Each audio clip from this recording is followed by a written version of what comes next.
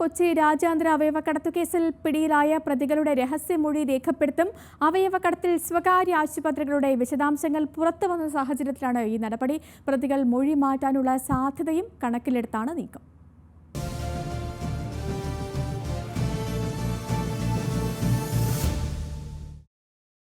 കൊച്ചി കേന്ദ്രീകരിച്ചുള്ള രാജ്യാന്തര അവയവക്കടത്ത് കേസിൽ പിടിയിലായ സാബിത് നാസർ, സഞ്ജിത് ശ്യാം, ബല്ലരാമപ്രസാദ് ഗൊണ്ട എന്നിവരുടെ രഹസ്യമൊഴിയാണ് രേഖപ്പെടുത്തുക. അങ്കമാലി മജിസ്ട്രേറ്റിന് മുമ്പിലാവും മൊഴി രേഖപ്പെടുത്തുന്നത്. സ്വകാര്യ ആശുപത്രികളെക്കുറിച്ച് സെൻസിറ്റീവ് വിവരങ്ങളുള്ള സാഹചര്യത്തിലാണ് നടപടി. പ്രതികൾ മൊഴി മാറ്റാൻ ഇടയുണ്ടെന്ന ഉന്നത പോലീസ് ഉദ്യോഗസ്ഥർ അന്വേഷണ സംഘത്തിന് മുന്നറിയിപ്പ് നൽകി. ഇതോടെയാണ് പ്രതികളുടെ രഹസ്യമൊഴി രേഖപ്പെടുത്താൻ തീരുമാനിച്ചത്. റിമാൻഡ് റിപ്പോർട്ട് പുറത്തു പോകരുതെന്നും കർശന നിർദ്ദേശം അന്വേഷണ സംഘത്തിന് നൽകിയിട്ടുണ്ട്. കേസിൽ ഇപ്പോഴും പല പ്രതികളെയും പിടികൂടാൻ അന്വേഷണ സംഘത്തിന് കഴിഞ്ഞിട്ടില്ല. ഇതിനിടെ മുഖ്യപ്രതി മധുവിനെ ഇറാനിൽ നിന്നും കൊച്ചിയിലെത്തിക്കാൻ അന്വേഷണ സംഘം ശ്രമം തുടങ്ങി. News Malayalam, Kochi. Sultan Bathery Moolankavu government higher secondary സ്കൂളിലെ റാഗിംഗ് പരാതിയിൽ അന്വേഷണത്തിന് മന്ത്രി വി ശിവൻകുട്ടി ഉത്തരവിട്ട് കഴിഞ്ഞു. വകുപ്പുതല അന്വേഷണം നടത്തി റിപ്പോർട്ട് നൽകാനാണ് നിർദ്ദേശം. വിദ്യാഭ്യാസ ജോയിന്റ് ഡയറക്ടർക്ക് അന്വേഷണ ചുമതല നൽകി. വകുപ്പുതല അന്വേഷണം നടത്തി ഉടൻ റിപ്പോർട്ട് സമർപ്പിക്കാൻ വിദ്യാഭ്യാസ ജോയിന്റ് ഡയറക്ടർ എ അബൂബക്കറിനെയാണ് മന്ത്രി ചുമതലപ്പെടുത്തിയത്. വിദ്യാഭ്യാസ ഉപഡയറക്ടറോട് സംഭവസ്ഥലം സന്ദർശിക്കാനും ശബരിനാഥനെയും രക്ഷിതാക്കളെയും നേരിൽ കാണാനും മന്ത്രി നിർദ്ദേശം നൽകിയിട്ടുണ്ട്. വയനാട് ജില്ലാ പോലീസ് മേധാവി, PTA പ്രസിഡന്റ്, വിദ്യാർത്ഥിയുടെ അമ്മ എന്നിവരുമായും മന്ത്രി ഫോണിൽ സംസാരിച്ചു. അതേസമയം റാങ്കിംഗ് പരാതിയിൽ വിദ്യാഭ്യാസ ഉപഡയറക്ടർ പ്രധാന അധ്യാപികയോട് റിപ്പോർട്ട് തേടി. അന്വേഷണ വിധേയമായി 5 വിദ്യാർത്ഥികളെ സ്കൂളിൽ നിന്നും സസ്പെൻഡ് ചെയ്തിട്ടുണ്ട്. ഇന്നലെയാണ് ശബരിനാഥനെ സ്കൂളിലെ 5 വിദ്യാർത്ഥികൾ ചേർന്ന് മർദ്ദിച്ചത്. കത്രിക കൊണ്ട് മുഖത്തും നെഞ്ചിലും കുത്തിപ്പരിക്കേൽപ്പിച്ചു. സുൽത്താൻ ബത്തേരി താലൂക്ക് ആശുപത്രിയിൽ പ്രവേശിപ്പിച്ച ശബരിനാഥനെ ഇന്ന് രാവിലെ കൽപ്പറ്റയിലെ സ്വകാര്യ ആശുപത്രിയിലേക്ക് മാറ്റി. ശബരിനാഥന്റെ മൊഴിയെടുത്തെന്നും നിയമ നടപടികൾ പുരോഗമിക്കുകയാണെന്നും പോലീസ് വ്യക്തമാക്കി. ന്യൂസ് മലയാളം, വയനാട്. മലപ്പുറത്തെ +1 സീറ്റ് പ്രതിസന്ധിയിൽ പരിഹാരമാകുന്നില്ല. +1 ആദ്യ അലോട്ട്മെന്റ് പട്ടിക പുറത്തു വന്നപ്പോൾ ജില്ലയിലെ സീറ്റ് ലഭിക്കാത്തത് 46,053 വിദ്യാർത്ഥികൾക്കാണ്. വിഷയത്തിൽ വളരെ ശക്തമായ സമരപരിപാടികളുമായി പ്രതിപക്ഷവും മുന്നോട്ടു പോകും. +1 പ്രവേശനത്തിനുള്ള ആദ്യ അലോട്ട്മെന്റ് പുറത്തു വന്നതോടെ ആശങ്കയിലാണ് മലപ്പുറത്തെ വിദ്യാർത്ഥികൾ. ആദ്യ അലോട്ട്മെന്റ് പട്ടിക പുറത്തു വന്നപ്പോൾ ജില്ലയിൽ 46,053 പേരാണ് നിലവിൽ പുറത്തുള്ളത്. എന്നാൽ സർക്കാർ എയ്ഡഡ് സ്കൂളുകളിലായി പ്രവേശനം നേടിയതാകട്ടെ 36,393 വിദ്യാർത്ഥികൾ മാത്രം. കണക്കെടുത്താൽ 82,434 പേരാണ് ജില്ലയിൽ +1 അപേക്ഷ നൽകി കാത്തിരിക്കുന്നത്. ഇതിൽ 36,393 പേർക്ക് മാത്രമാണ് നിലവിൽ ആദ്യ അലോട്ട്മെന്റിൽ പ്രവേശനം നേടാനായത്. മലബാർ മേഖലയിലും അതുപോലെ തന്നെ മലപ്പുറം ജില്ലയിലും 10% അതുപോലെ തന്നെ 20% സീറ്റ് വർദ്ധിപ്പിച്ചു എന്നാണ് പറഞ്ഞിട്ടുള്ളത്. അത് വളരെയധികം പ്രയാസപ്പെടുന്ന ഒരു കാര്യമാണ്. മലബാർ മേഖലയിൽ സീറ്റുകളെല്ലാം വർദ്ധിപ്പിക്കേണ്ടി, മലബാർ മേഖലയിൽ പുതിയ ബാച്ചുകളും അതുപോലെ തന്നെ വിദ്യാർത്ഥികൾക്ക് പഠിക്കാനുള്ള അവസരങ്ങളാണ് കൊടുക്കേണ്ടത്. നിലവിലുള്ള ബാച്ചുകളിൽ സീറ്റുകളുടെ എണ്ണം കൂട്ടുകയല്ല, കൂടുതൽ ബാച്ചുകൾ അനുവദിക്കുകയാണ് വേണ്ടതെന്നാണ് രക്ഷിതാക്കളുടെയും വിദ്യാർത്ഥികളുടെയും ആവശ്യം. കുറച്ച് സീറ്റുകൾ അനുവദിച്ചതുകൊണ്ട് പ്രശ്നപരിഹാരം ആവില്ല. +1 പ്രശ്നപരിഹാരത്തിന് സീറ്റ് വർധന എന്ന പേരിൽ ഒരു ക്ലാസ്സിൽ 65 വിദ്യാർത്ഥികളെ ഇരുത്തി പഠിപ്പിക്കുന്ന സാഹചര്യമാണ് ഉള്ളത്. മലബാർ മേഖല മൊത്തത്തിൽ വിദ്യാഭ്യാസം ഇപ്രാവശ്യം മന്ത്രി പറഞ്ഞതനുസരിച്ച് ഒക്കെ അവതാളത്തിലുള്ളത്. കാരണം മലബാർ മേഖല മൊത്തത്തിൽ, പ്രത്യേകിച്ച് മലപ്പുറം ജില്ലയിൽ ഏകദേശം 82,000 ചില്ലറ കുട്ടികൾ ഉണ്ട്. അതിനാകെ 52,600 കുട്ടികൾക്ക് സീറ്റുള്ളൂ. ബാക്കിയുള്ള കുട്ടികളുടെ കാര്യങ്ങളൊക്കെ ഇവിടുന്ന് പല പാർട്ടിക്കാരും, എല്ലാ പാർട്ടിക്കാരും മൊത്തത്തിൽ എല്ലാവരും, കോൺഗ്രസ് ആകട്ടെ, ലീഗാകട്ടെ, മറ്റു പാർട്ടികളാകട്ടെ, അവർ പറയുന്നത് ചോദിക്കുന്നൊക്കെ ഉണ്ട്. പക്ഷേ ചോദിക്കുമ്പോൾ മന്ത്രി പറഞ്ഞത് എന്താ, ഉള്ള സ്ഥലത്തൊക്കെ ഇരുത്തി പഴയ കാലത്ത് നമ്മൾ 1ാം ക്ലാസ്സിലൊക്കെ പഠിച്ചിരുന്ന കാലത്ത് അങ്ങനെ ഉണ്ടായിരുന്നു. അങ്ങനെ എവിടെയെങ്കിലുമൊക്കെ ഉള്ള സ്ഥലത്ത് ഇരുത്തി പഠിപ്പിക്കുകയാണ്. ഇപ്പോൾ ഈ +1 +2 മെറിറ്റിനൊക്കെ പഠിച്ചിരുന്ന കുട്ടികൾ അതേമാതിരി തിക്കി തിരക്കി ഇരുന്ന് പഠിച്ചതെന്ന് പറഞ്ഞാൽ എവിടെ നിന്ന് നടക്കുക? ജില്ലയിൽ വിദ്യാഭ്യാസ രംഗത്ത് കുട്ടികൾ മികച്ച വിജയം നേടുമ്പോഴും തുടർ വിദ്യാഭ്യാസത്തിന് വേണ്ട സൗകര്യങ്ങൾ ഇവിടെ വേണ്ടത്രയില്ലെന്ന പരാതിയിലാണ് രക്ഷിതാക്കളും വിദ്യാർത്ഥികളും. വിഷയത്തിൽ സമരം കൂടുതൽ ശക്തമാക്കാൻ ഒരുങ്ങുകയാണ് പ്രതിപക്ഷം. ഹയർ സെക്കൻഡറി അധ്യാപകർക്ക് ശമ്പളം മുടങ്ങിയതിൽ പ്രതിഷേധം ശക്തമാക്കുകയാണ് പ്രതിപക്ഷ അധ്യാപക സംഘടനകൾ. മെയ് മാസത്തെ ശമ്പളം മുടങ്ങിയിരുന്നു. 8,000-ലധികം അധ്യാപകർക്കാണ് മെയ് മാസത്തിൽ മാത്രം ഇത്തരത്തിൽ ശമ്പളം മുടങ്ങിയത്. സ്ഥലമാറ്റം ലഭിച്ച അധ്യാപകരുടെ വിവരങ്ങൾ ശമ്പള വിതരണ സോഫ്റ്റ്വെയറായ സ്പാർക്കിൽ കൃത്യമായി അപ്ഡേറ്റ് ചെയ്യുന്നതിൽ വീഴ്ച വന്നതാണ് ഹയർ സെക്കൻഡറി അധ്യാപകർക്ക് 2 മാസത്തെ ശമ്പളം മുടങ്ങാൻ കാരണം. അധ്യാപകരുടെ പ്രവർത്തന കലണ്ടർ വന്നിരിക്കുന്നു. 225 ദിവസമാണ് പ്രവൃത്തി ദിവസമായി വെച്ചിട്ടുള്ളത്. നമ്മൾ കഴിഞ്ഞ വർഷങ്ങളെല്ലാം 202 ദിവസങ്ങളായിരുന്നു പ്രവൃത്തി ദിവസം. ഈ പ്രവൃത്തി ദിവസങ്ങൾ, അതായത് ആകെയുള്ള 30 ശനിയാഴ്ചകളിൽ 20 ശനിയാഴ്ചയും പ്രവൃത്തി ദിവസമാക്കി. നമ്മൾ പണിയെടുക്കാൻ ബുദ്ധിമുട്ട് കൊണ്ടല്ല ഇത് പറയുന്നത്. ഒരു കുട്ടിയെ വളരെയധികം മാനസികമായ സംഘർഷത്തിലേക്ക് ആഴ്ത്തുന്ന ഒരു വിഷയമാണിത്. സ്ഥലം മാറ്റം സംബന്ധിച്ച് സർക്കാർ മാനദണ്ഡങ്ങൾ പാലിച്ചില്ലെന്ന് ചൂണ്ടിക്കാട്ടി അധ്യാപകർ കോടതിയെ സമീപിച്ചിട്ടുണ്ട്. ഇതിൽ അന്തിമ തീരുമാനം വൈകുന്നതും പ്രതിസന്ധിക്കിടയാക്കി. 13,500 അധ്യാപകരിൽ 8,057 അധ്യാപകർക്ക് കഴിഞ്ഞ മാസത്തെ ശമ്പളം ലഭിച്ചില്ല.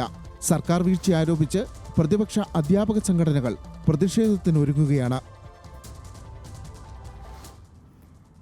കൊച്ചിയിൽ ട്രാൻസ്ജെൻഡർ അഭിഭാഷകയെ കത്തി കാണിച്ച് ഭീഷണിപ്പെടുത്തിയ സംഭവത്തിൽ പോലീസ് നടപടിയെടുക്കുന്നില്ല എന്നൊരാക്ഷേപം ഉയരുന്നു.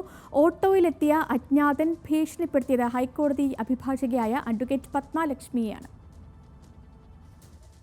ട്രാൻസ്ജെൻഡർ അഭിഭാഷകയായ അഡ്വക്കേറ്റ് പത്മലക്ഷ്മിയെയും സഹപ്രവർത്തകയും ഓട്ടോയിലെത്തിയ അജ്ഞാതൻ കത്തി കാണിച്ച് ഭീഷണിപ്പെടുത്തിയെന്നാണ് പരാതി. കഴിഞ്ഞ ദിവസം കൊച്ചി MG റോഡിലാണ് സംഭവം. പരാതിക്കാരി പറയുന്നത് ഇങ്ങനെ: ആയുധം ഉപയോഗിച്ചിട്ടും 506 ക്ലോസ് 2 എന്ന വകുപ്പ് ഇടാൻ തയ്യാറായിട്ടില്ല. എല്ലാം ബെയിൽ കിട്ടുന്നത് മാത്രമാണ് ഇട്ടിട്ടുള്ളത്. അതായത് ഇപ്പോഴും ഒരു ട്രാൻസ് പേഴ്സൺ അല്ല ഇവിടെ, അതായത് ഒരു ട്രാൻസ്ജെൻഡർ പേഴ്സൺ എന്നതിനപ്പുറം ഇപ്പോഴും പോലീസ് അങ്ങോട്ടേക്ക് മാറ്റത്തിലേക്ക് എത്തുന്നില്ല എന്നാണ് മനസ്സിലാക്കുന്നത്. ഇവിടെ കംപ്ലൈനന്റ് ഒരു ട്രാൻസ് പേഴ്സൺ ആയതുകൊണ്ട് FIR ഇടാൻ ഞാൻ അവിടെ സ്റ്റേഷനിൽ വന്ന് 1.5 മണിക്കൂർ എനിക്ക് അവിടെ ഇരിക്കേണ്ടി വന്നു. തുടർന്ന് ഇരുവരും എറണാകുളം സെൻട്രൽ പോലീസ് സ്റ്റേഷനിൽ പരാതി നൽകി. പ്രതി സഞ്ചരിച്ചിരുന്ന വാഹനത്തിന്റെ രജിസ്ട്രേഷൻ നമ്പർ ഉൾപ്പെടെ നൽകിയിട്ടും പ്രതിയെ പിടികൂടാൻ തയ്യാറാവുന്നില്ലെന്നാണ് പരാതി.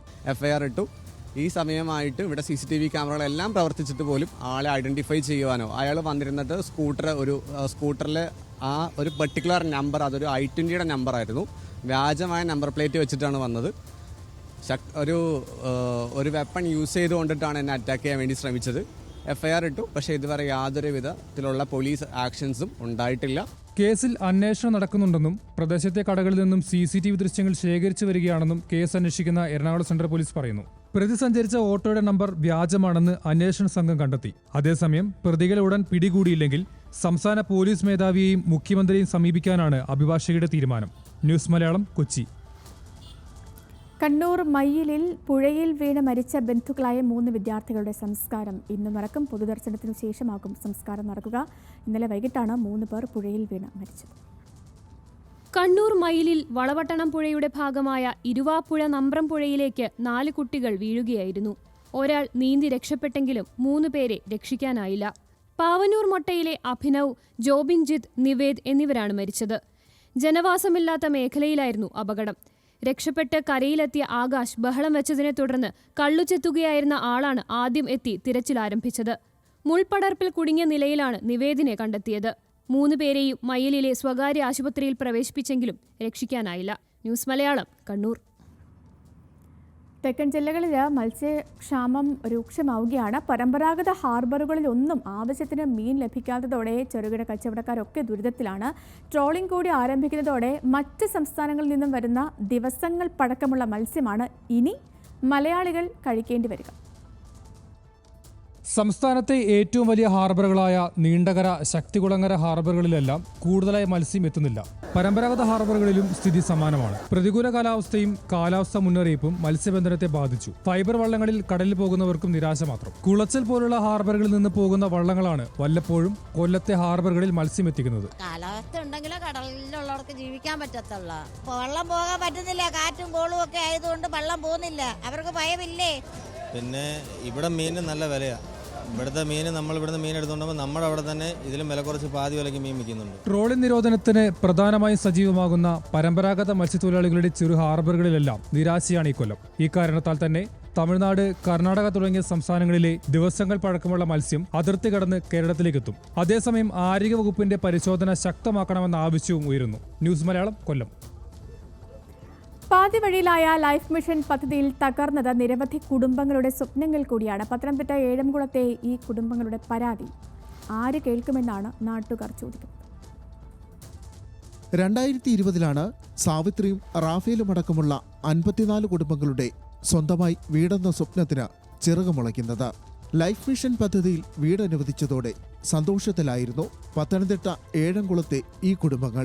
2020 സെപ്റ്റംബറിലാണ് മുഖ്യമന്ത്രി പിണറായി വിജയൻ വീഡിയോ കോൺഫറൻസിലൂടെ കെട്ടിട സമുച്ചയത്തിന്റെ ഉദ്ഘാടന കർമ്മം നിർവഹിച്ചത്.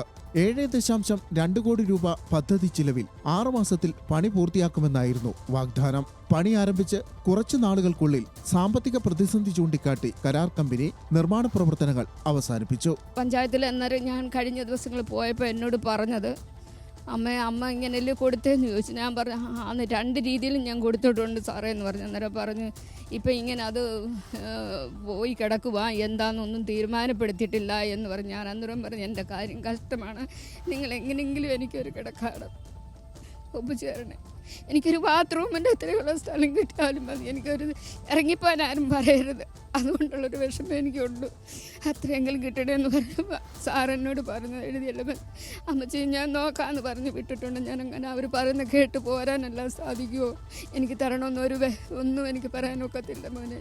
സാമഗ്രികളുടെ വിലവർധന മൂലം നിലവിലെ ടെൻഡർ റിവൈസ് ചെയ്യണമെന്നാണ് കരാർ കമ്പനിയുടെ ആവശ്യം. അവർ പറഞ്ഞു ഇന്നതുപോലെങ്കിൽ പണി നടന്നുകൊണ്ടിരിക്കുക, ഉടനെ കിട്ടുമെന്നാണ് പറഞ്ഞത്. അപ്പോൾ ഇന്നാളി ചോദിച്ചാൽ പറഞ്ഞു ഇനിയും പണി ഇച്ചിരി നേരം നിർത്തി വെച്ചേക്കുക, ഉടനെ തരുമെന്നാണ് പറഞ്ഞത്. അപ്പോൾ ഞാൻ പറഞ്ഞു ഇന്നതുപോലാണെങ്കിൽ നമ്മുടെ മെമ്പറിനോട് പറഞ്ഞു ഞാൻ 5 സെൻറ്റ് സ്ഥലം മേടിക്കാൻ പോവുക, ഇന്ന് അതിൽ എനിക്ക് പെട്ടെന്ന് പറഞ്ഞു ഇത് കിടക്കുന്നതുകൊണ്ട് കിട്ടത്തില്ലെന്ന് പറഞ്ഞു. അങ്ങനെ പിന്നെ 3-4 ഒത്തിരിയും പേരോട് പറഞ്ഞു. അപ്പോൾ ലോൺ എടുക്കാൻ ചെല്ലുമ്പോൾ അതും കിട്ടുന്നില്ല എന്നുവെച്ചാൽ അപ്പോൾ അവർക്ക് 5 സെൻറ്റ് വേണമെന്നാണ് പറയുന്നത്. ഇത് 4.25 സെൻറ്റ് സ്ഥലമേ ഉള്ളൂ.